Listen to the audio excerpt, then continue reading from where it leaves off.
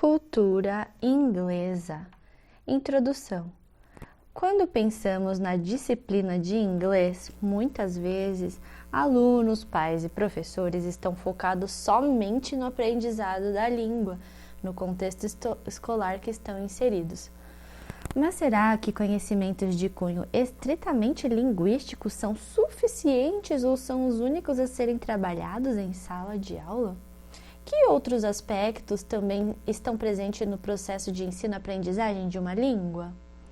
Usamos a língua para determinados fins, por meio dela também agimos no mundo. Portanto, é preciso olhar para além da estrutura e perceber que língua e cultura não estão separadas. Existem marcas culturais inscritas na língua. Desse modo, podemos começar pelas coisas mais corriqueiras, como outras formas de demonstrar afeto, respeito ou polidez. Logo, saber dizer não significa saber usar, saber respeitar e saber outras formas de se relacionar.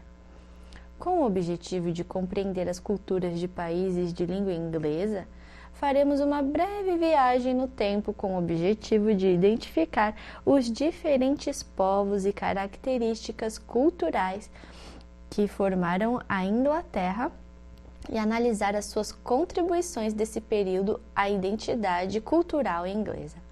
Formação da Inglaterra. Para compreender melhor o conteúdo desta unidade, discutiremos a seguir o conceito de nação. Para isso, recorreremos aos estudos da sociologia, como os de Geary, 2005, nos quais ele define nação como organização de um governo. Nação como organização de um governo, bem como as estruturas sociais que são criadas em torno dela. Então, a nação é a organização de um governo e as estruturas sociais criadas em torno dela. Exemplificando essas características, podemos pensar no parlamento, no congresso,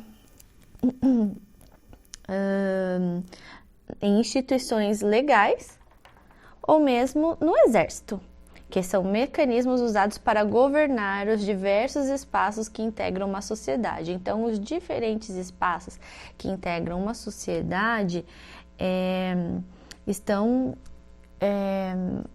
debaixo de uma estrutura social, parlamento, congresso, exército, etc., instituições legais.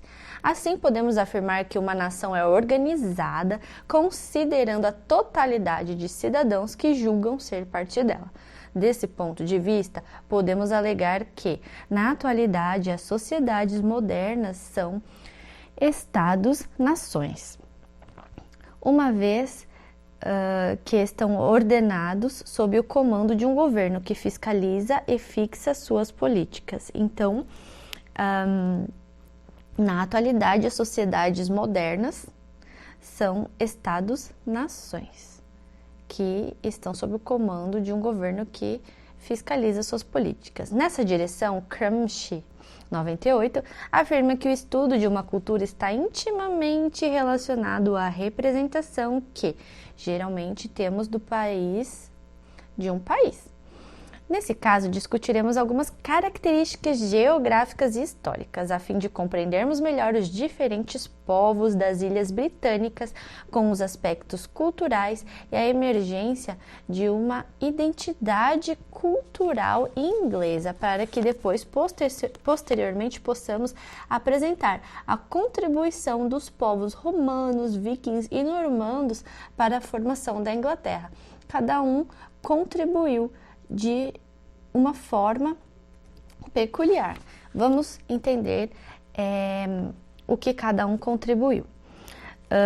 Domínio da Inglaterra. No decorrer dos anos, a Inglaterra usufruiu um lugar de destaque político em relação aos países vizinhos, passando dessa maneira a gerir um Estado, que recebeu o nome de Reino Unido.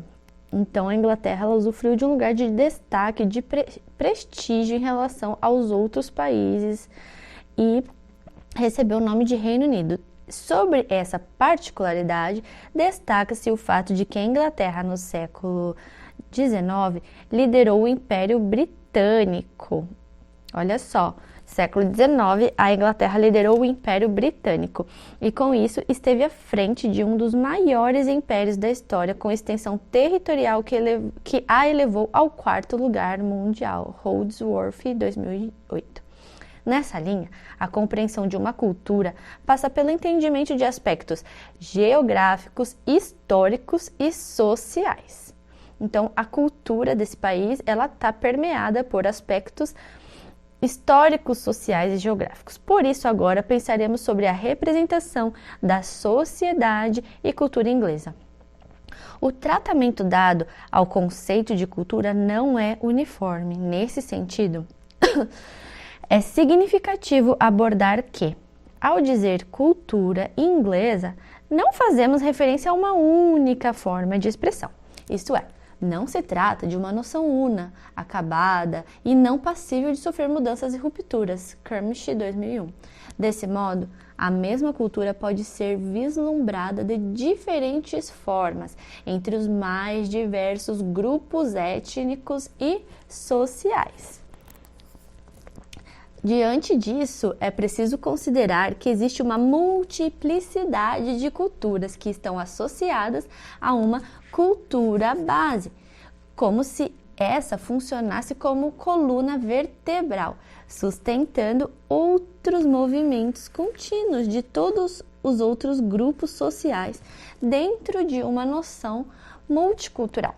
Assim, ser membro de uma mesma cultura não resulta em ter um conhecimento fechado e idêntico. Por exemplo, indivíduos de uma mesma comunidade podem trazer visões de mundo muito díspares sobre crenças culturais, habilidades e estratégias diferentes na resolução de problemas cotidianos, mesmo que sejam indivíduos que fazem parte da mesma comunidade. Então, eles podem ter diferenças, divergências culturais, habilidades estratégicas na resolução de problemas. Nesse sentido, podemos pensar como o imaginário social, ou seja, aquilo que expressamos por meio de crenças, hábitos, visões de mundo, povoam a nossa forma de pensar sobre outros povos, línguas e culturas. Isso pode ser materializado com base na discussão que povoa o imaginário social de que os ingleses tendem a ser reservados, pouco sociais ou desinteressados, além de serem taxados de pragmáticos, silenciosos e rudes.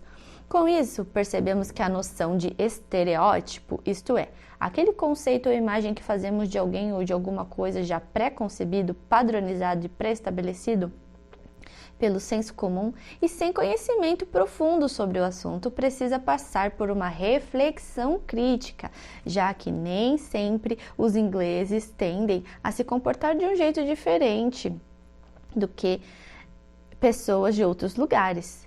Crumish, 2006. Reflita. Podemos entender a cultura inglesa e o comportamento do povo das Ilhas Britânicas como menos próximo ao comportamento de um indivíduo, ou seja, com características muito singulares e fechado em si, e mais próximo à figura de uma família, na qual diferentes individualidades coincidem, mesmo que existam todas as semelhanças que se tornam familiares.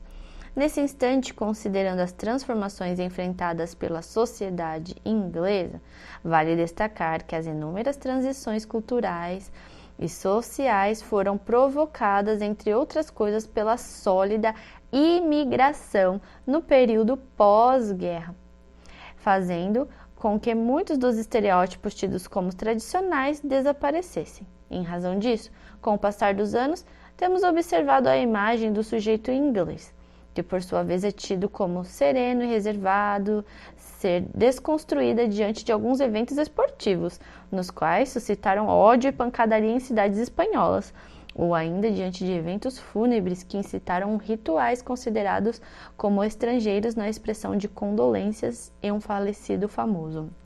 Hindley, 2006. À frente da identidade e cultura inglesa, há certos símbolos que marcam e definem o papel político e econômico das Ilhas Britânicas na esteira de vivências e experiências nas cidades do Reino Unido, como a frota de ônibus vermelhos, né? São um dos símbolos aí que marcam, definem o Reino Unido. Esses ônibus vermelhos de 2 andares que circulam com finalidade de levar turistas pelas atrações, impulsionando a compra de produtos nacionais. Diante disso, com a finalidade de traçarmos características do povo inglês, vamos nos debruçar sobre a noção de representação social, estabelecendo um paralelo desse conceito com obras literárias, já que existem obras do universo literário que descrevem os diferentes povos das Ilhas Britânicas. Dessa forma, com o propósito de assimilar o que é uma representação social, podemos defini-la como um retrato construído por um indivíduo com base em suas ações e diálogos do dia a dia. Essa é uma representação social. O que é uma representação social? É uma imagem construída com base nas ações e diálogos do dia a dia. Sendo assim, podemos pensar que diariamente a humanidade atribui significado a objetos e pessoas com as quais pretende se relacionar e reconhecer.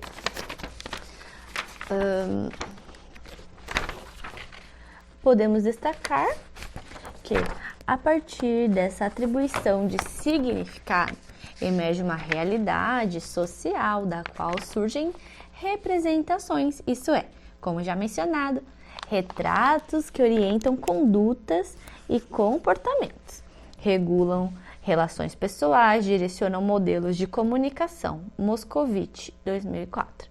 Em decorrência disso, podemos observar em nosso cotidiano como as representações que temos de algo ou alguém nos rodeiam, nos atravessam e são fixados por meio de gestos, de leituras e de encontros que temos ininterruptamente. Com isso em mente, estabelecemos uma relação considerada por muitos como antagônica entre a produção literária da época e a sociedade inglesa, uma vez que tem sido comum, com o passar dos anos, compreender a sociedade a partir de suas produções artísticas, sejam na área das artes, das letras ou ainda no campo industrial e do design. Então, é antagônico muitas vezes estabelecer uma relação entre a produção literária e a sociedade da época, né? Ao final desse estudo também vamos entender, né, que o inglês se tornou a língua do planeta, a primeira língua verdadeiramente global, e por que o uso do inglês se expandiu tanto ao longo dos séculos, que fatos, né, podem ajudar a explicar este fenômeno e qual foi a contribuição dos romanos, vikings e normandos para a formação da Inglaterra. Vamos continuar aqui com o tema identidade inglesa na literatura, com a intenção de esclarecermos essa relação da literatura com a sociedade em termos de representação social. É importante que consideremos o texto literário como uma importante peça de um quebra-cabeça social, do qual dispõe o indivíduo para refletir de modo crítico a respeito da relação existente entre diferentes componentes do grupo no qual se insere. Arruda, 99. Assim, a literatura pode ser vista como um discurso. Em outras palavras, olha que bacana, a literatura pode ser vista como um discurso. Em outras palavras, como uma lente por meio da qual a sociedade acontece. Olha só, a literatura, ela é uma lente por meio da qual a sociedade acontece. Bacana. Então, ela é um discurso, sim. Não conseguimos vê-las de modo alienado. Por conseguinte, não se deixa de lado a noção de cultura na qual estamos enquadrados e analisando a sociedade. Por exemplo, a obra 1984 do escritor George Orwell tida como romance pessimista sobre o futuro, que ocupa um tratamento de modo ficcional de uma das maiores enfermidades de uma sociedade nos dias atuais, o totalitarismo. Na trama, Londres serve como cenário na fictícia Oceania. Tudo gira em torno do grande irmão Big Brother, que é descrito por Orwell, 2009, como um homem de aproximadamente 45 anos, de bigodão preto e feições rudemente agradáveis. Neste contexto, merece destaque o modo como o poder é assumido após uma guerra em escala global, sendo essa batalha comparada à Segunda Guerra Mundial, eliminando dessa forma nações e criando 3 estados transcontinentais totalitários. Para esse autor, o modo de vida dos ingleses está intimamente atrelado a fartos cafés da manhã, que podem sofrer variações de acordo com a idade e a região do Reino Unido, mas ainda são comuns aos finais de semana terem ovos, bacon, salsichas, pão torrado, cogumelos e feijão. Além disso, de acordo com Orwell, há predicativos que definem a paisagem das principais cidades inglesas: ruas largas e sinuosas, caixas de correio, pubs como identidades básicas da vida inglesa. Aliás, segundo ele, a identidade cultural dos ingleses surge no senso pela justiça, desconfiança diante do estrangeiro, sensibilidade à causa dos animais, distinção entre classes exacerbada e forte fixação pelos esportes. Ainda na perspectiva surge a figura de T.S. Eliot, poeta, crítico e dramaturgo norte-americano que se naturalizou inglês, tornando-se cidadão britânico, sendo considerado mais inglês que os próprios ingleses. Em 1915, desapontado com a vida cultural nos Estados Unidos, ele se muda para Londres, cidade em que trabalha por 7 anos no Lloyds Bank.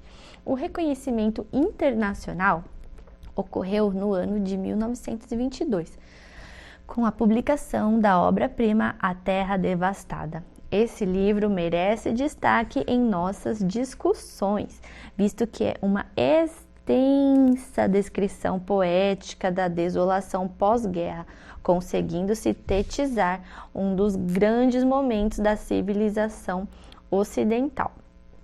A escrita dele faz emergir influências simbolistas dos franceses, do escritor italiano Dante Alighieri, bem como de grandes mecanismos da consciência. Ao se naturalizar em inglês e se converter ao anglicanismo, isto é, a doutrina ou disciplina da Igreja Reformada na Inglaterra, ele busca intensificar suas produções literárias, recebendo o Prêmio Nobel de Literatura em 1948. Sendo assim, podemos observar em seus textos a sociedade inglesa e modo de vida materializados, ou seja, amplos campos verdes, corridas de cavalo, competição de remos, campeonato de futebol, além da música e da igreja anglicana. Campbell, 1991. Nessa direção, temos as contribuições de Nicolaus Pevsner, tido como cidadão britânico, nascido na Alemanha, que realizou um trabalho muito pontual em torno da história da arte, dando ênfase na arquitetura e design. Em 1934, ele se mudou para a Inglaterra, fugindo do nazismo. Por ter ensinado nas universidades de Londres, Oxford, Birmingham e Cambridge, soube traçar de forma minuciosa algumas particularidades no que diz respeito à identidade e cultura inglesa. Para nós, isso é interessante, uma vez que o historiador se apoia em aspectos linguísticos para refletir sobre a maneira de se expressar usada pelos ingleses. Então, Nicolaus Pevsner ele fez um trabalho em torno da história da arte. Seu foco era arquitetura e design. Segundo ele, o historiador se apoia em aspectos linguísticos sobre a maneira de se expressar usada pelos ingleses. Segundo ele, é feita de modo moderado, evitando qualquer tipo de drama ou excitação. A título de exemplo, ele faz a expressão not bad e not bad at all, para mostrar que, em outras línguas e nacionalidades, diante de alguns fatos, ações ou premiações, as duas expressões teriam um tom de ótimo ou até mesmo magnífico. Então, ao invés de falar magnífico de forma efusiva, o inglês fala not bad at all. Isso seria um elogio. Desta vez, recorrendo à mídia impressa, temos o jornal popular em inglês. The Sun, que já competiu com o Daily Mail pelo maior número de leitores em 98, que elencou as 100 razões pelas quais é ótimo ser inglês, dentre as quais estão os Beatles, os programas de rádios diários da BBC, Bingo, Wimbledon, o torneio de tênis mais antigo do mundo e considerado o de maior prestígio, Fish and Chips, é um prato típico da culinária do Reino Unido que consiste em peixe frito acompanhado de batatas fritas. Chá inglês, Lancashire Hot Pot, ensopado originário do noroeste da Inglaterra, composto de cordeiro ou carneiro e cebolas, coberto com batatas fatiadas e assado em fogo baixo. Atualizando os valores britânicos que incidem na representação da cultura e identidade inglesa, diante de discussões exacerbadas, tem dado lugar a uma mostra que contempla as realizações dos britânicos, a crença na liberdade, a tolerância para com os outros, o respeito à manutenção do direito do Estado de Direito. Em 2014, David Cameron, então primeiro-ministro britânico, colocou esses valores em destaque, deixando clara a relevância de ensiná-los em cada escola e todas as crianças do país.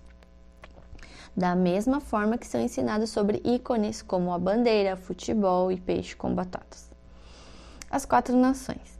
Com base nos estudos de Burke e Palaris-Burke, 2016, retomamos aqui as regiões do Reino Unido para pensarmos como os diferentes povos têm contribuído para a identidade e cultura inglesa. Nesse sentido, vale ressaltar que o termo Reino Unido é redução de Reino Unido da Grã-Bretanha e da Irlanda do Norte, United Kingdom of Great Britain and Northern Ireland, ou mais comumente conhecido em língua inglesa como the UK. Inglaterra, Escócia, País de Gales e Irlanda do Norte eram confederações separadas, tendo como representação dentro da União Oficial 84%, 8%, 5% e 3%, respectivamente. Sendo assim, Grã-Bretanha é o nome que se atribui aos reinos da Escócia, Inglaterra e País de Gales, estando todos esses na ilha da Grã-Bretanha, a maior das ilhas. Como curiosidade, dentro dos estudos da geografia existe o termo Ilhas Britânicas, apenas para designar de modo puramente geográfico a referência às 2 grandes ilhas, a Grã-Bretanha e Irlanda. Desse modo, é relevante entender que Grã-Bretanha é o nome atribuído à ilha na qual localiza-se 3 países: Inglaterra, País de Gales e Escócia. Já o Reino Unido é caracterizado pela formação de 4 países, a saber, Inglaterra, Escócia, País de Gales e Irlanda do Norte, cuja chefe de Estado é a Rainha Elizabeth, tendo como representante do governo um primeiro-ministro eleito pela centralidade do parlamento na cidade de Londres, decorrentes dessa assembleia composta por membros eleitos. A discussão de questões em torno do governo, como a política econômica, de quem a palavra final é, de responsabilidade do parlamento. Entretanto, destacamos que Escócia, País de Gales e Irlanda do Norte constituíram assembleias nacionais a fim de tratar de modo autônomo de questões mais pontuais, por exemplo, as políticas públicas na área da saúde. Então, eles constituíram assembleias nacionais para tratar temas pontuais. Diante disso, Pensando nas representações sobre a cultura inglesa, podemos refletir com base nas contribuições da geografia sobre o Reino Unido, situado ao noroeste da Europa, ao lado, países como Holanda.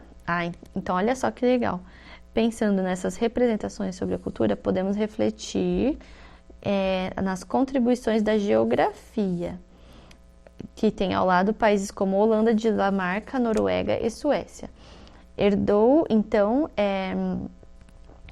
com base na sua localização geográfica, um caráter protestante e democrático, embora mantivessem um rei ou rainha como chefe de Estado, assim como o clima são um tanto quanto frios, pelo menos a partir da visão de observadores do Sul.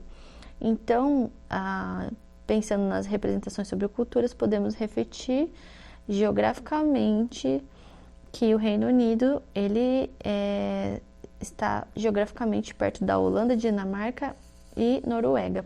Por isso, herdou um caráter protestante e democrático, ok? Inglaterra. Vamos falar sobre a Inglaterra. As distinções dentro da Inglaterra podem ser consideradas mínimas em sentido geográfico, mas apresentam grande importância no que diz respeito aos aspectos culturais, bem mais que políticos. Então, a Inglaterra, geograficamente, não tem grandes distinções, mas apresentam grande importância no que diz respeito a aspectos culturais, bem mais que políticos, já que, no quesito desejo por independência, não existem movimentos para obtê-la. Sendo assim, podemos descrever as regiões da Inglaterra como micro-regiões, fazendo uso de um termo mais próximo da realidade brasileira. Portanto, há 48 condados, counties, contendo mais ou menos 10.000 vilarejos com muita história. Então, olha só que bacana. Dessa maneira, classificamos como condados de casa, home counties, terra do meio, Midlands, região oeste, West Country, região norte. A partir dessa subdivisão, que lembra até a divisão brasileira, apresentada entre norte e sul do país, apresentamos algumas disparidades. Uma delas diz respeito ao preço de compra e venda de imóveis. No norte do país tendem a ser bem mais baixos. Outra diz respeito à taxa de desemprego, que tem sido maior no norte. Ainda no norte do país, o preço e compra dos imóveis é mais baixo, o desemprego também ele é maior. Ainda em se tratando da expectativa de vida, no norte ela é mais baixa e, por fim, em padrões eleitorais, o norte tem eleito mais à esquerda do que o sul. Escócia. Do ponto de vista dos ingleses, a Escócia é considerada uma região. No entanto, da perspectiva do povo escocês, ela é uma nação. No fio da história, o país tem registrado muitas invasões, datando ter sido independente até 1603. Diante dessas idas e vindas, sabe-se que a Escócia já teve seu próprio parlamento extinto em 1707, quando, num ato de união, a Inglaterra busca seu respaldo. Sobre isso, assinalamos que, no ano de 1999, a Escócia recuperou o caráter de seu parlamento, nomeando a Assembly. Então, a Escócia já teve seu parlamento, e recuperou o caráter dele em 99. Novamente, estabelecendo o paralelo entre a língua e cultura, conseguimos perceber alguns elementos. Recorrendo mais uma vez às contribuições de T.S. Eliot, fixamos alguns itens distintos. Festival de Edimburgo, whisky, também chamado como Scoff, poemas de Robert Burns, a culinária nacional, dentre os quais destaca-se os haggis, bucho de carneiro recheado com vísceras, gaita de fole, kilt, saia usada por homens, golfe, os romances de Walter Scott, o monstro do lago Ness e o tartan, um emblema ou desenho feito em tecidos de lã ligado a algumas famílias ou clãs escoceses. De um prisma linguístico, é interessante chamar a atenção ao fato de que a Escócia possui sua própria língua ou línguas, ainda que seja falada apenas por 1% da população. O gaélico escocês assume caráter de língua tradicional. O restante da população tem escolhido falar inglês, ou melhor, o inglês escocês, que, segundo parte da população, é um dialeto um pouco distinto do inglês da Inglaterra, já que apresenta variação no sotaque e no vocabulário. Um exemplo dessa disparidade entre o dialeto falado na Escócia e Inglaterra está na série televisiva Taggart, que precisou de legendas para ser entendida no Sul, visto que o personagem tinha um forte sotaque local. País de Gales. A oeste da Inglaterra, esse país contempla apenas 5% da população do Reino Unido, ocupando uma área um tanto quanto vazia, caracterizada por colinas e montanhas. O país, cuja capital é Cardiff, com uma população de 300 mil habitantes, é caracterizado por pequenas cidades de até 30 mil habitantes, como é o caso de Aberystwyth, com 16 mil pessoas, e Merthyr Tydfil, 30 mil pessoas. Novamente, tomando a literatura como representação da sociedade, temos a obra do escritor Bruce Chatwin, On the Black Hill, Os Gêmeos de Black Hill, de 1982. Neste romance, que se passa na fronteira entre Inglaterra e País de Gales, mais especificamente entre Herefordshire e Radnorshire, é contada a história de irmãos gêmeos, Lewis e Benjamin Jones, em uma fazenda isolada chamada The Vision, a Visão. Assim, é interessante observar que os galeses são materializados tanto na figura de Lewis, bem como em Ben. O primeiro representa a força e a dominação para conseguir o que quer. Já o segundo, estimulado pelo lado materno, demonstra ser mais afetuoso e amoroso. Ao longo do enredo, conseguimos perceber algumas nuances que ajudaram a construir a representação do povo galês, dentre as quais destacamos a relação com o exército e o serviço militar e o apego com o cultivo da terra. Também conseguimos melhor compreender a relação com o cultivo da terra por meio da representação dos personagens como sujeitos mais brutos e fechados em si. Isso pode ser capturado na figura de Amós, pai dos gêmeos, que, com o decorrer dos anos, com o trabalho diário, brutalizou sua afeição, que em outros momentos percebemos que era carinhosa e amorosa, culminando na agressão da esposa Mary.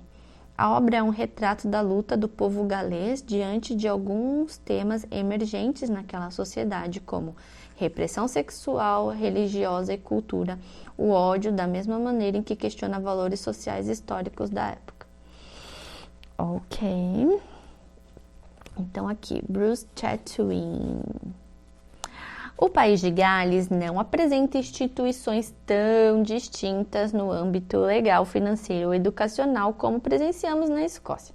Vemos isso transparecer nas palavras dos moradores, como nos apontamentos do escritor John Morris, um escritor da região, que nos informam que, embora o País de Gales seja um país, ele não é um estado. Continuando, ele vai dizer que o país possui uma capital, mas não um governo. Sendo categórico, ele aborda a condição do país, dizendo que eles têm selos, mas não possuem moeda própria, uma bandeira, mas não embaixadas, uma língua originária da região, mas não têm leis criadas em sua própria região. No que diz respeito à cultura galesa, podemos observar eventos literários e musicais. Um deles é o National Eisteddfod, que pode ser caracterizado como um grande festival musical e literário acontecendo todo ano na primeira semana de agosto, conduzido totalmente em língua galesa. Ainda assim, na esfera cultural, podemos apontar uma diferença entre Inglaterra e País de Gales, que diz respeito aos esportes. Os ingleses são descritos como devotos do futebol.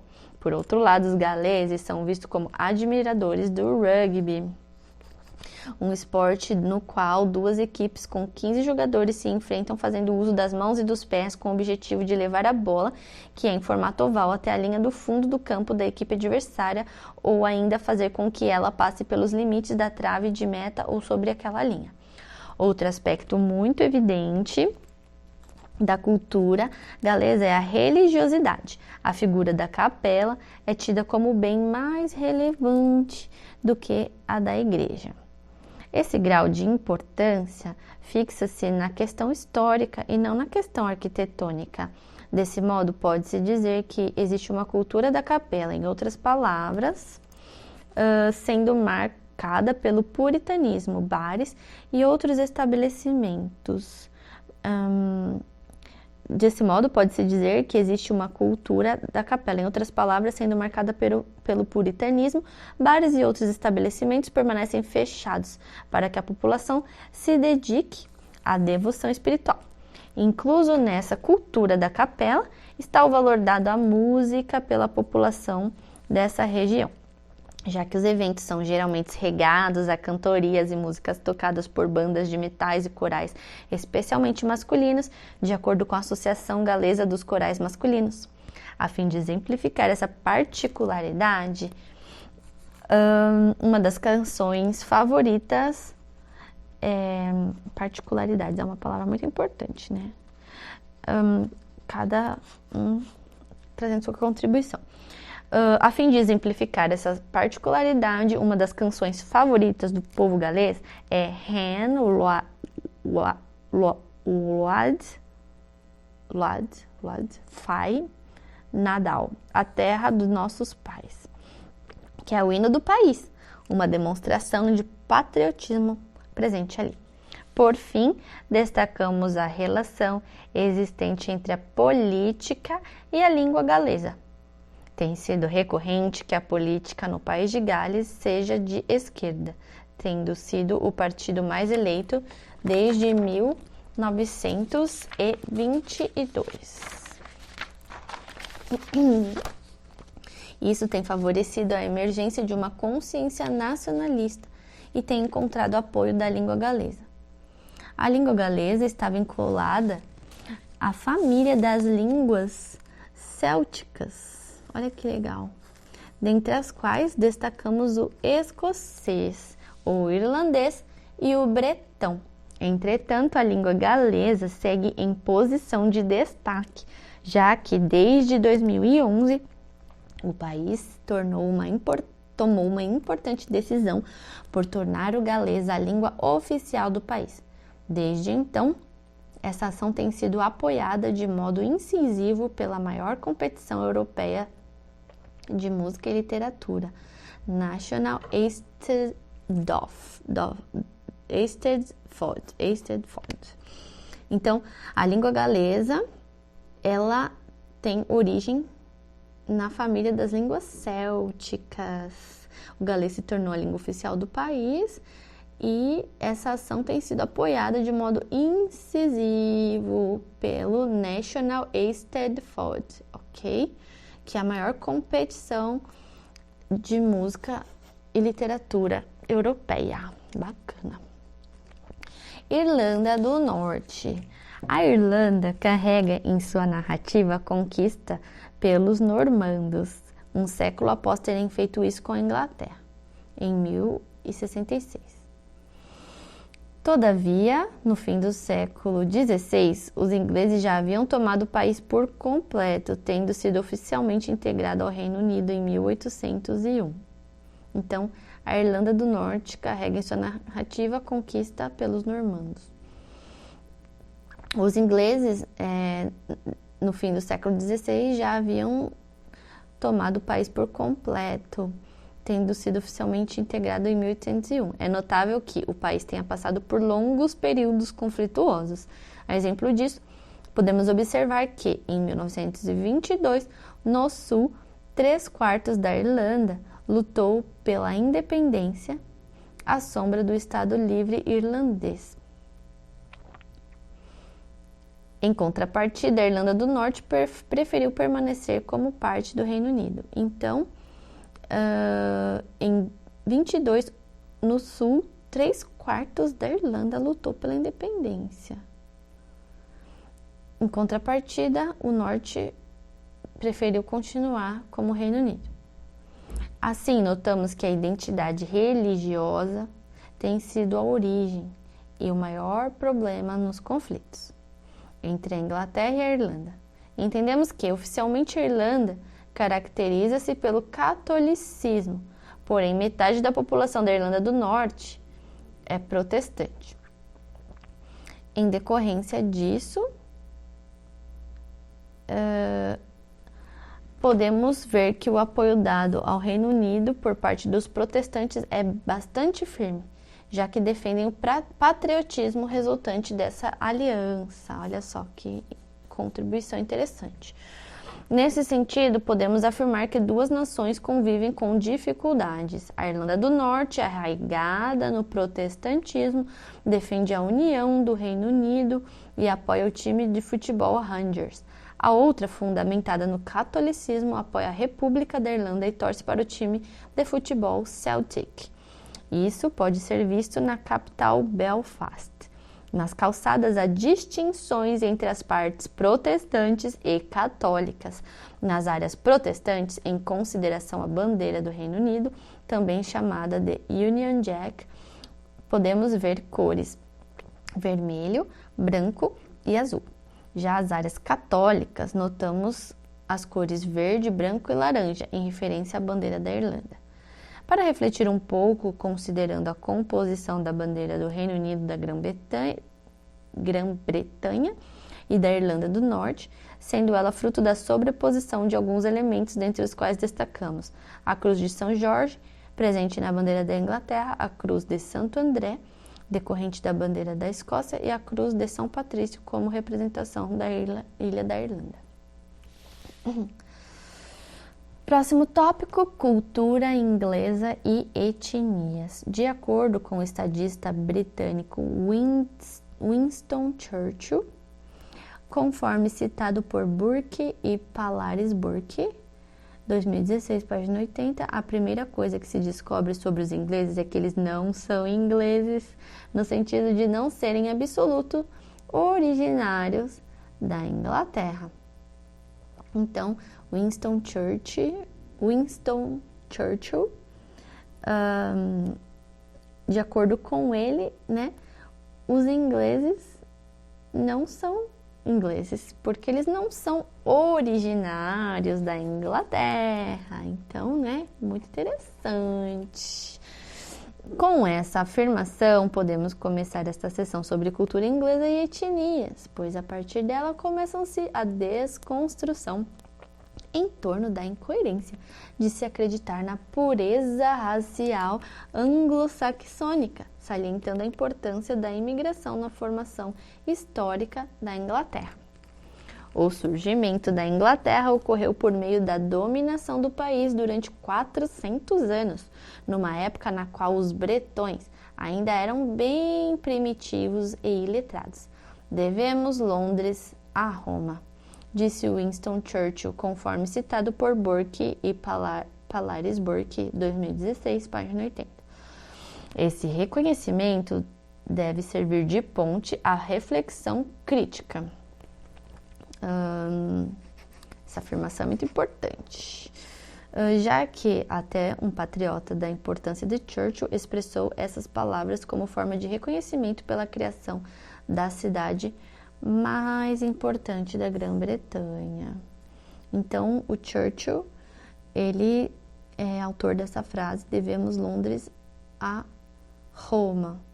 Esse reconhecimento considerável, né, deve ser levado em conta, já que um patriota desse calibre expressou tais palavras por Roma ter sido responsável pela criação mais importante da cidade mais importante da Grã-Bretanha. Nessa direção, interessa-nos saber a origem da chamada Inglaterra. Esse nome procede dos angles, anglos.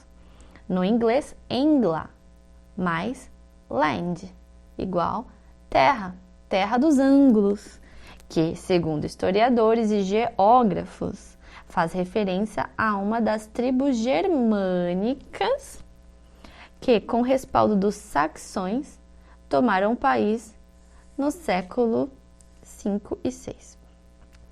Após a retirada dos romanos, depois de mais de 400 anos de dominação. Uau! Então, o nome procede da palavra terra dos anglos, que faz referência a uma das tribos que tomou o país, tribo germânica, com apoio dos saxões, né? Depois da retirada dos romanos, que dominou por 400 anos. Com isso, vale destacar que, a título de curiosidade, mais uma vez, na tentativa de refutar a pureza racial anglo-saxônica, o país foi tomado por dinamarqueses na metade do século IX e pelos normandos em 1066. Olha só, dinamarqueses, depois normandos. Nesse cenário, percebemos, o país foi tomado por dinamarqueses e pelos normandos. Tá vendo só? Nesse cenário, percebemos que as idas e vindas de diferentes povos originários de nações vizinhas ocorreram nos séculos XVI e XVII, período no qual protestantes da Holanda espanhola e da França começaram a ser perseguidos, batendo em retirada, procurando por maior tolerância religiosa. Então, no século XV e XVI, os protestantes da Holanda espanhola e da França buscavam um lugar de maior liberdade, tolerância. Por isso, essas idas e vindas. Além da tolerância religiosa, outro atributo fez o Reino Unido destino de muitos refugiados. Tá vendo só? Fez o Reino Unido o destino de muitos refugiados de diferentes ideologias políticas e nacionalidades. Alguns exemplos são o escritor Victor Hugo, açoitado em seu país de origem por ter chamado Napoleão III de traidor da França. Também os alemães Marx e Engels, socialistas e anarquistas russos, como Herzen, Kropotkin e Bakunin, nacionalistas italianos como Garibaldi e Mazzini. Sendo assim, a imigração ao Reino Unido, principalmente à Inglaterra, sempre aconteceu, mas nos últimos anos tem sido um número menor, mas com uma expressiva presença de imigrantes que tem ajudado a construir a narrativa deste país. Então, nos últimos anos tem sido menor a imigração, mas expressiva presença de imigrantes. Isso é um fato, né? Muitos vieram da China, Itália e Alemanha. Nesse sentido, a primeira comunidade chinesa a fixar residência em solo europeu foi em Liverpool, produzindo seda, algodão e chá. Londres também recebeu contribuições de fora. Nesse caso, em meados do século XIX, foi fundada a Little Italy, um espaço que se dedicou a atividades variadas, dentre as quais podemos relatar fabricação de sorvetes e doces, abertura e manutenção de restaurantes e lojas, trabalhos de pedreiros e rebocos de paredes. Então,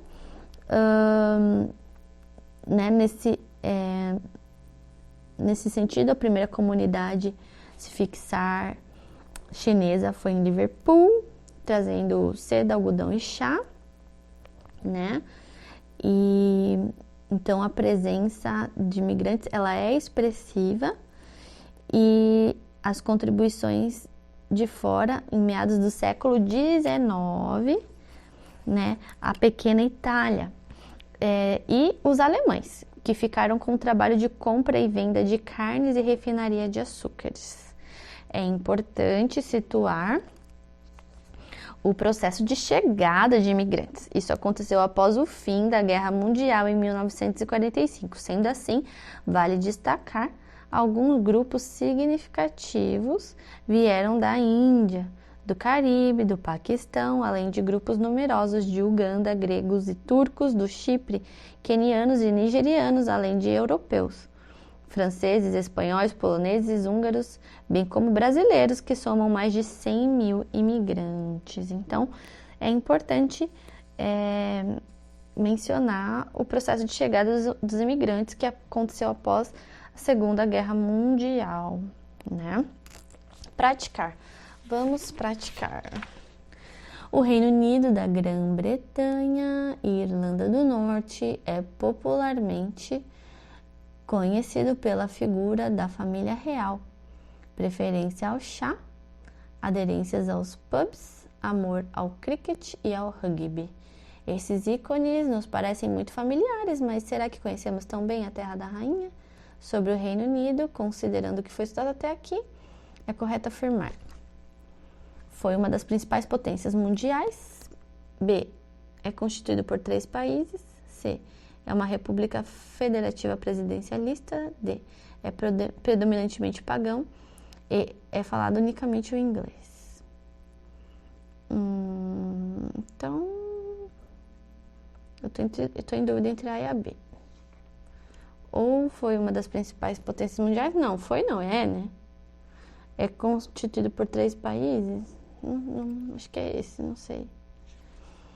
Depois eu vejo. Vou pôr aqui para checar, porque eu tô com muito sono.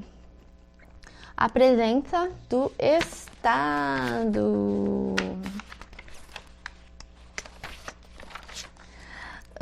Falar sobre a história dos ingleses. A presença do passado. Falar sobre a história dos ingleses tem um caráter indispensável, uma vez que eles carregam a narrativa dentro de si. Se quisermos entender quem os ingleses são na atualidade, é primordial saber quem eles eram antes. De antemão, avisamos que esse povo é um tanto quanto apaixonado pelas glórias passadas e se orgulham dos atos heróicos, por mais que eles tenham fracassado. O fracasso, visto de uma perspectiva inglesa, não necessariamente é revelador de vergonha, sobretudo encarado como honra.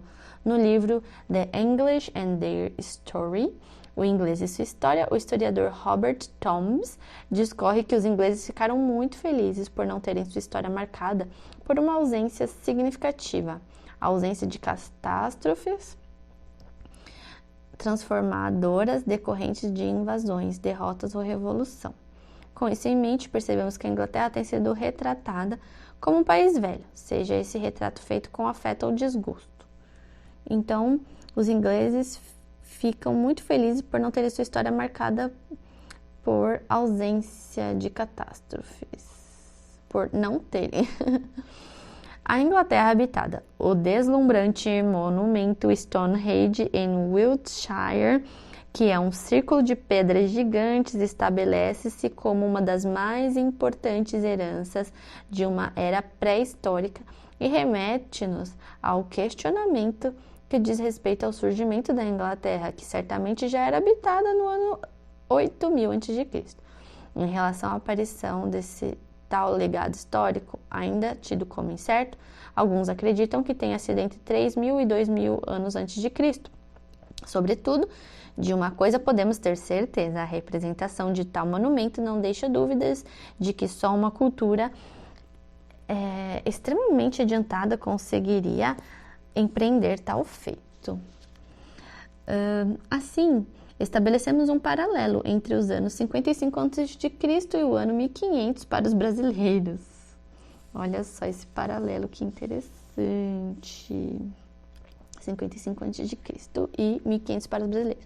Para nós brasileiros, o descobrimento do Brasil de uma perspectiva luso-brasileira deu-se pela chegada de uma frota cujo comando era de responsabilidade de Pedro Álvares Cabral a um território chamado Ilha de Veracruz, terras pertencentes ao que hoje é o Brasil, fato que ocorreu em 22 de abril de 1500. Para os ingleses, sua história começa a ser contada Para os ingleses, sua história começa a ser contada a partir da chegada em solo inglês de um exército romano comandado por Júlio César. Então, assim como o descobrimento do Brasil, ele é reconhecido a partir da chegada, né, de Pedro Álvares de Cabral em Veracruz. Da mesma maneira, a história dos ingleses começa a partir da chegada dos romanos, comandada por Júlio César, em 55.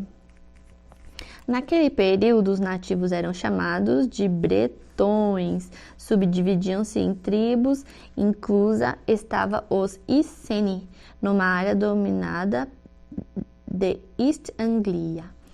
Durante esse período surge a primeira heroína da história inglesa que se tem registro, a Rainha Boudica. A Rainha Boudica liderou sem sucesso um grupo de rebeldes contra o exército romano. Esse ato, por parte dela e das filhas, foi celebrado em forma de monumento perto de Westminster Bridge, em Londres, em 1905. Ampliando o nosso percurso, pensando na duração de toda essa ação descrita, temos como permanência por parte dos romanos na Inglaterra por volta de 450 anos. Durante esse tempo, 50 mil soldados eram mantidos em seus entornos. Diante disso, podemos refletir de uma perspectiva linguística o nome de algumas cidades como Chichester, Colchester e Winchester. A terminação Chester faz crer que a região em que essas cidades foram levantadas era destinada à construção de fortes, castrum, isto é, uma fortaleza cujo modelo arquitetônico militar tem como objetivo a defesa em guerra. É importante destacar que não houve expulsão dos romanos da colônia britânica em 410 d.C. Eles meramente abandonaram a Inglaterra porque viram que não era mais de seu interesse.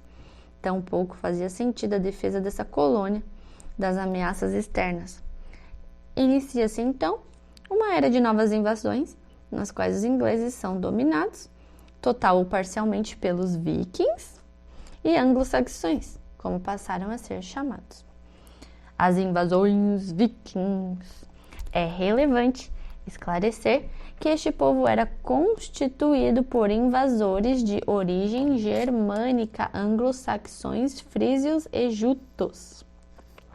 Então, os vikings eram uma mescla de origem germânica de anglo-saxões, frísios e jutos, sendo um grupo originário de um território que compreende na atualidade pela Alemanha, Dinamarca e Holanda. Esse grupo chegou no século VI e faz com que muitos dos antigos bretões fez com que muitos dos antigos bretões tivessem de buscar refúgio em colinas ao norte e ao oeste da ilha. Atualmente, são países contemplados pela área da Escócia e País de Gales. Então, os vikings, chegaram no século VI e fez com que os bretões fugissem para as colinas do norte e oeste da ilha, que atualmente são Escócia e País de Gales. Com isso, a Inglaterra passa a ser dividida em vários reinos, como Northumbria, ao norte, Mercia, nas Midlands, e Wessex, ao oeste, Wessex. Entre os séculos 9 e 11, surgiu um povo originário da Escandinávia, que saqueou e colonizou diversas regiões do continente europeu. Na Inglaterra, o desembarque dele se deu a partir do ano 700, vindo de uma região que hoje encontramos como países como Noruega, Dinamarca e Suécia. Esse povo ficou conhecido como vikings, tendo origem na palavra vikingur, cuja tradução em antigas línguas escandinavas é pirata. Olha só, viking tem origem na língua escandinava, que significa pirata. Ou ainda pode ser derivado de vik, que quer dizer baía. A formação da sociedade viking acontecia por um grupo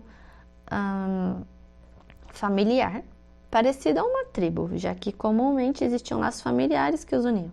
Assim, é interessante notar que os vikings ficaram bastante famosos por conta de sua capacidade de chefiar propriedades e terras com requinte de liderança militar.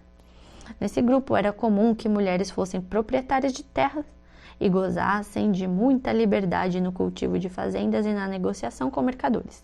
Naquela época, era comum que possuíssem escravos que tinham sido levados cativos durante ataques bem-sucedidos. Como representação desse povo, temos o faro pela conquista e dominação. Essas características serviram de inspiração para saquear regiões costeiras da Inglaterra, com base nos estudos de McGee, 1996, do Museu Canadense da Civilização. Duas coisas alimentaram esse espírito de liberdade dos vikings. Uma delas foi o crescimento da população escandinava e a outra a carência de terras cultiváveis. Segundo esse arqueólogo canadense, doutor pela Universidade de Calgary, é preciso desconstruir a imagem de que os vikings foram assassinos, impiedosos, uma imagem trazida pelas crônicas medievais. Pelo contrário, diz ele, é importante destacar que esse clã não bloqueava a entrada de igrejas e monastérios como faziam outros povos europeus, uma vez que eram pagãos. Ai, que legal, uma foto de uma pintura de Ravager, de John Charles Jowman. Enfim, vale destacar que o povo famoso por saquear e colonizar diversas partes da Europa também tinha como aliados seus barcos, uma tecnologia bastante emergente à época. Mesmo assim, segundo McGee, o conhecimento, os barcos, né? Os barcos, então tá. Tecnologia, muita tecnologia. Então, o conhecimento empobrecido de navegação fez com que os jovens dispostos a invadirem o restante do continente europeu deixassem de buscar por aventura distante de casa.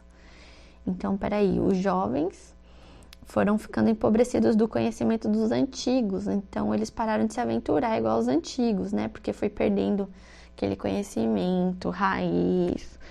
Então,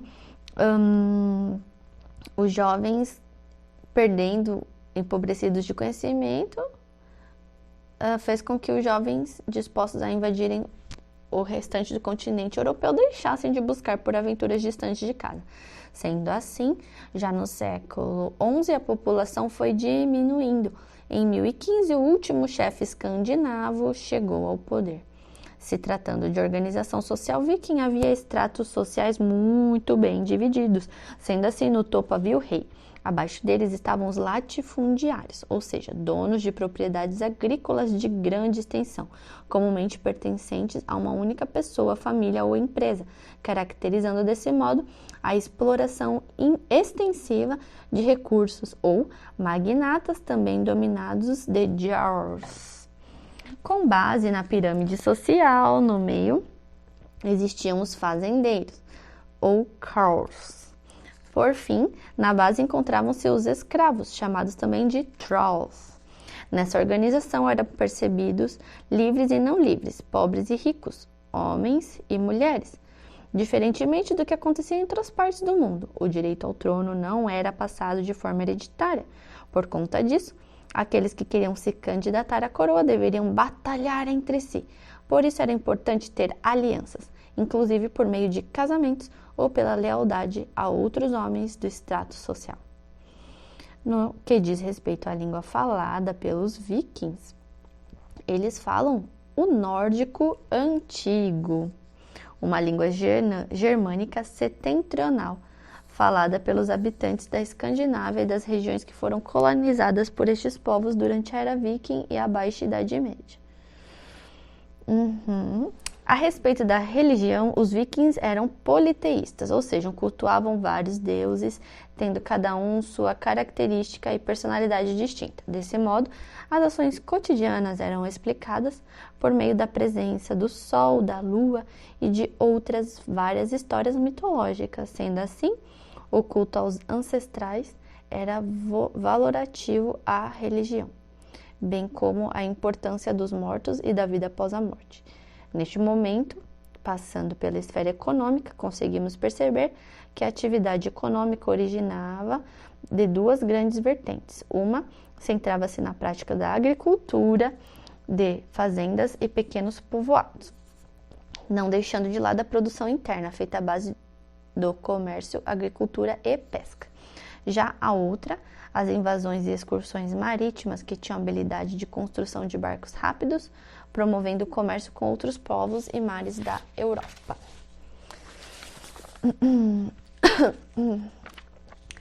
Por fim, a contribuição desse povo à cultura inglesa está no legado deixado por uma arte imensamente complexa e sofisticada para a época.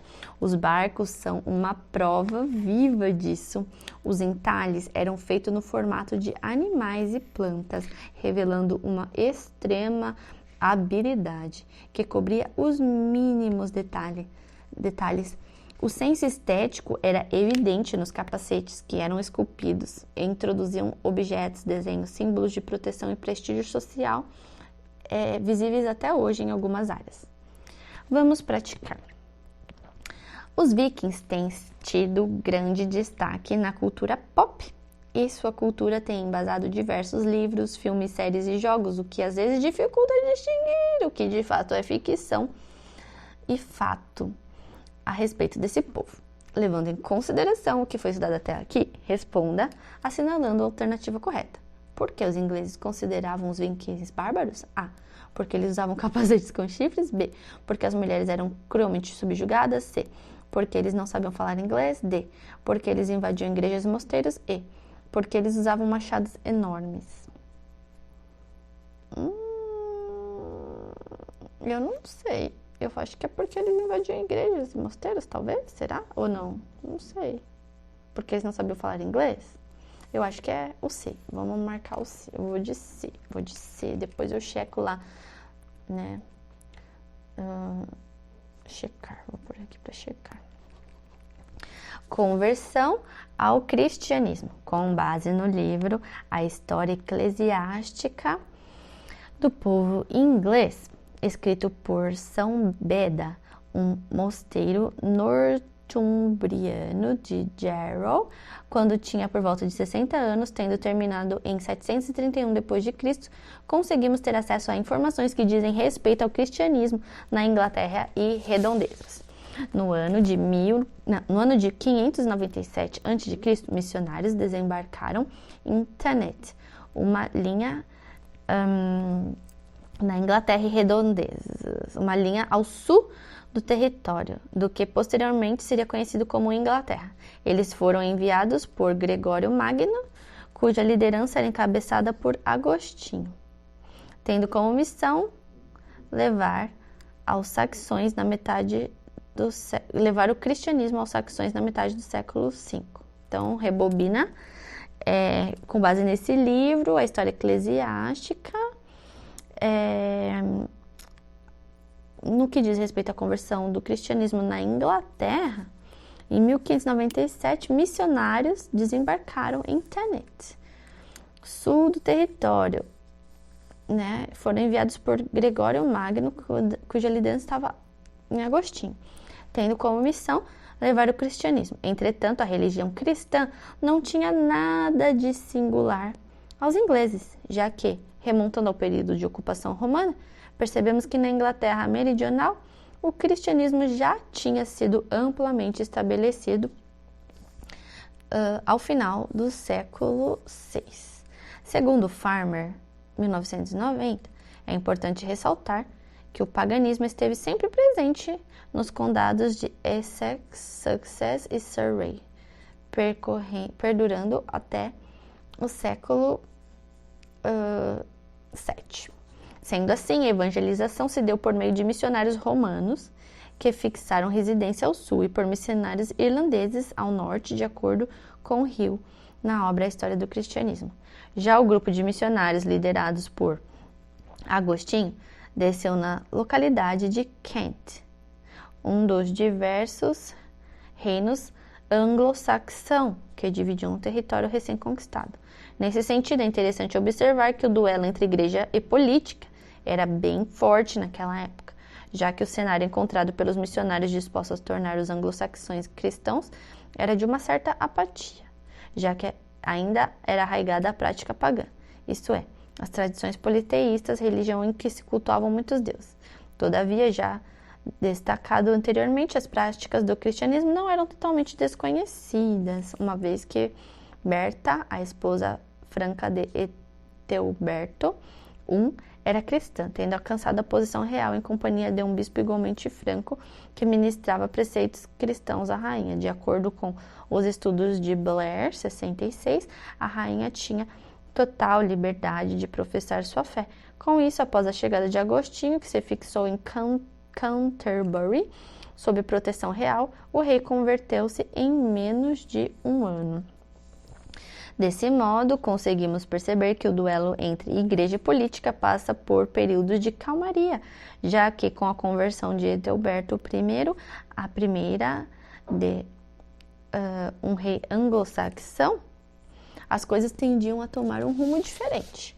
Isso pode ser materializado pela carta escrita por Gregório Magno em 601, conforme Beda 90. Nela, Etelberto I é chamado de Nosso Excelente Filho, o mais ilustre rei dos ingleses, assumindo para si a representação clerical massiva de um pontífice, que também pode ser registrada no trecho. A razão pela qual Deus onipotente eleva bons homens para governar as nações é porque através deles ele pode conceder suas dádivas de misericórdia sobre todos os quais ele governa. Assim, por orientação do Papa, a preocupação de Edelberto I passa a ser propagação da fé cristã entre o seu povo, buscando a conversão do povo. Dessa forma, o rei torna-se exemplo aos súditos, reprimindo o culto aos ídolos, conduzindo desta maneira a destruição de santuários, da mesma maneira que deve buscar a elevação dos padrões moral, do encorajamento, da informação, da persuasão e da correção. Por fim, Gregório Magno deixa claro que, por adotar tais medidas, o reino do céu será sua recompensa, tornando, assim, seu nome glorioso para a posteridade, pois seu mérito será bem maior do que o de todos os outros que os antecederam. Vamos praticar? Embora o cristianismo fosse amplamente estabelecido na região meridional da Inglaterra, no final do século IV, é tido como certo que cerca de 100 anos depois, essa mesma região retornou a ser predominantemente pagã, levando em consideração o que você já estudou até aqui. Responda assinalando a alternativa correta. Quem introduziu o cristianismo na Inglaterra anglo-saxônica? A. Berta de Kent. Será? Acho que foi, hein? Cadê essa tia aí? Cadê?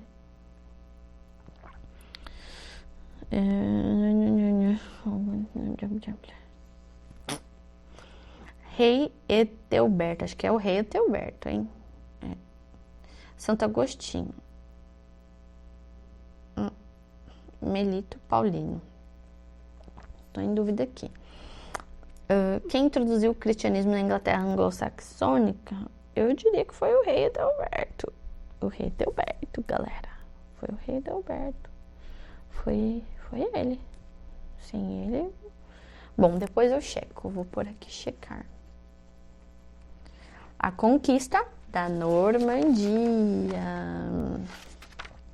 Após a derrota do último rei anglo-saxão Harold e seu exército em Hastings, na região de Sussex, em 1066, a Inglaterra foi tomada por um grupo normando de fala francesa, encabeçado por Guilherme o Conquistador.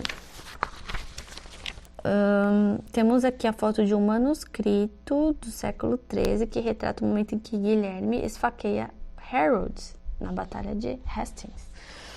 Para que possamos entender melhor esse período, observemos como isso se deu no fio da história. Guilherme o Conquistador ainda bem jovem, ele foi duque e nos últimos 30 anos passara por muitos conflitos que exigiram dele posicionamento contra os seus rivais, usurpadores e invasores. Em 1051, ele viajou à Inglaterra para se apresentar à corte inglesa, bem como para sondar as condições políticas da época, que já pretendia ocupar o lugar até então assumido por Eduardo. Entretanto, Quando Harold subiu ao poder, a fúria dos normandos se acendeu, pois consideravam tal ato uma traição. Haynes, 97. Sendo assim, disposto a lutar pelo trono inglês, Guilherme convocou um encontro ao norte de Hastings, na atual cidade de Battle. Com isso, na manhã do dia 14 de outubro, Guilherme, dispondo de 10.000 homens distribuídos em 3 companhias, bretões à esquerda, normandos no meio e franceses à direita, enfrenta a disposição dos saxões e cavalga até a linha da frente, mostrando que ainda estava vivo e com a moral renovada. Assim, o duque normando segue Inglaterra dentro, abrindo fio de espada até a cidade de Londres. A partir disso, os nobres, que ainda diziam apoiar Edgar, rendem-se. Portanto, Guilherme é declarado rei da Inglaterra no mês de dezembro. Desse modo, ficou conhecido na posteridade como Guilherme Conquistador. Esses eram chamados de Normans, ou Homens do Norte, que nunca foram expulsos, tendo sido absorvidos no corpo da nação. Isso foi responsável por conceder estabilidade necessária ao país. A título de curiosidade, a chegada dos normandos à Grã-Bretanha incorporou um novo tipo de arquitetura, o romanesco, no qual eram visíveis arcos um pouco mais arredondados. Um exemplo desse tipo de arquitetura pode ser observado na cidade de Cambridge, numa igreja circular, Round Church, uma das poucas com esse tipo de decoração. Sendo assim, a partir da chegada desse povo, a sociedade e a cultura inglesas passaram por transformações. Nesse período, a arquitetura sofre várias influências, já que colunas pesadas, arcos arredondados e decorações que aproveitavam figuras geométricas eram comumente vistas.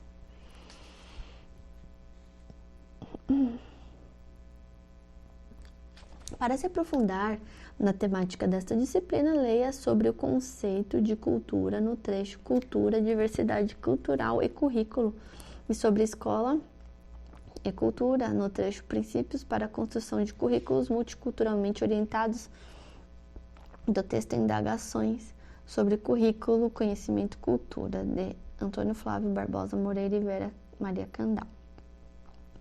Ainda de uma perspectiva linguística, na língua inglesa podemos apontar algumas mudanças, como o acréscimo de algumas palavras, colaborando para o enriquecimento do vocabulário. Animais vivos, tais como vaca, cow e ovelha, sheep, mantiveram seus nomes anglo-saxões. Todavia, carne servida à mesa tiveram alguns empréstimos, como beef e mutton. Vamos praticar? Lorem ipsum dolor sit amet consectetur ad depicenti elite. Que é isso? Oxente! Nossa, tá tudo escrito em latim. Ah, tá bom. Vocês estão bem loucos. Guilherme, blá blá. Não sei, né? Porque tá tudo em latim a pergunta, mas tudo bem.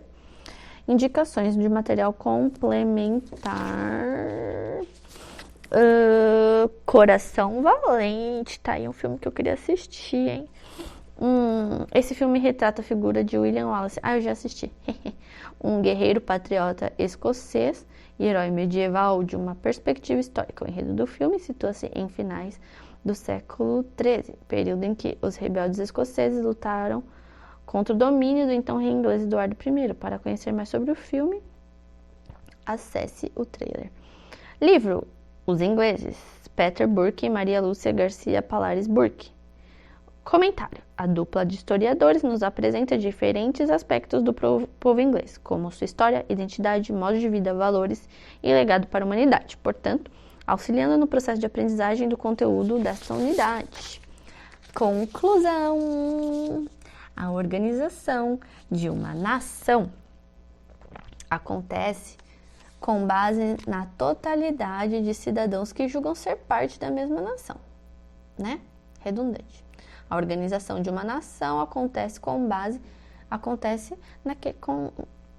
na totalidade daqueles que se julgam parte daquela nação. Dessa perspectiva, podemos observar que, na atualidade, as sociedades modernas são estados-nações, pois estão organizadas sob o comando de um governo. Então, essas sociedades são organizadas sob o comando de um governo, então são estados-nações, que fiscaliza e fixa suas práticas. Considerando isso, desenvolvemos um estudo que priorizasse a relação à representação que geralmente temos de um país ao estudarmos sua língua. Nesse caso, discutimos algumas características geográficas e históricas, a fim de compreender melhor os diferentes povos das Ilhas Britânicas, os aspectos culturais e a emergência de uma identidade cultural inglesa.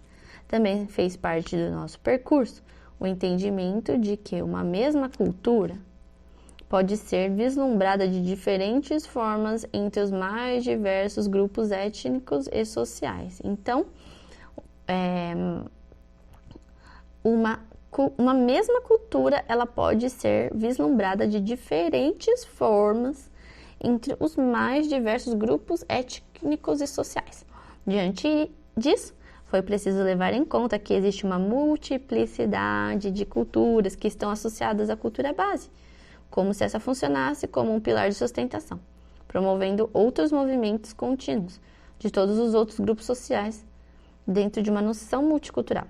Sendo assim, ser membro de uma mesma cultura não resulta em ter um conhecimento fechado e idêntico. Desse modo, foi possível identificar que indivíduos de uma mesma comunidade podem trazer visões de mundo muito díspares sobre crenças culturais, habilidades e estratégias diferentes na resolução de problemas cotidianos.